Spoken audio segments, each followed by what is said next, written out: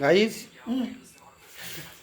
हे बघा आम्ही बाजारातून गेलेलो आम्ही त्या दिवशी आम्ही गेलेलो ना त्या दिवशी आम्ही बाजारातून चिबूड घेऊन आलो.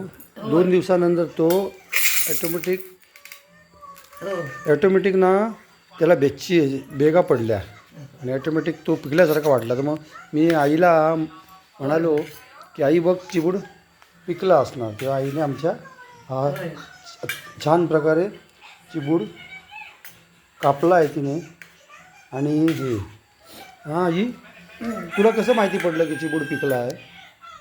हां माझ्याकडे बघून सांग. होय ते चिबुडाच्या आपोआपच 2 भाग होतात त्याप्रमाणे रेषा निर्माण झाली आणि 2 भाग उघडले गेले. त्यामुळे मी चाकू घेतला आणि कापायला सुरुवात केली.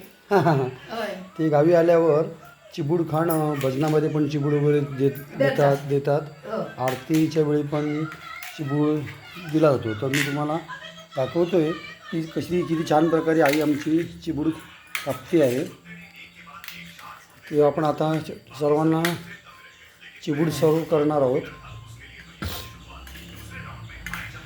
छोटे छोटे जरा ते बाकीचा नको असलेला तसाच ठेवून दे. तो फ्रीजमध्ये ठेवून देऊ आपण. हां बस आता किती खाणार तेवढाच कट करून घेतो आम्ही.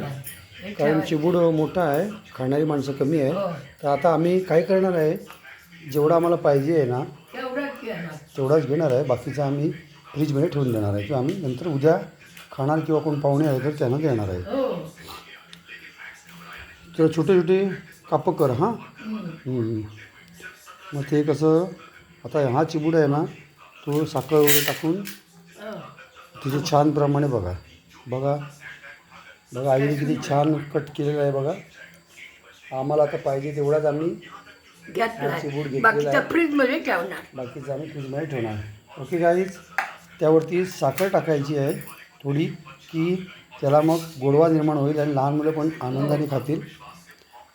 तेव्हा ही चिबूड आणि गणेश चतुर्थी याचं एकमेकांमध्ये फार साम्य आहे. कारण गणपतीला आरतीनंतर किंवा भजनानंतर चिबूड देण्याची एक जुनी परंपरा जुन्या लोकांनी ठेवलेली आहे. ती आपण सुद्धा तशीच जोपासायची आहे. धन्यवाद.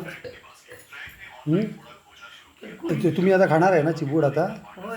हां ही माझी आई आहे ही. चला मग हां नेक्स्ट व्हिडिओमध्ये आम्ही तुम्हाला अजून काही नवीन काहीतरी दाखवू. ओके गाईज धन्यवाद.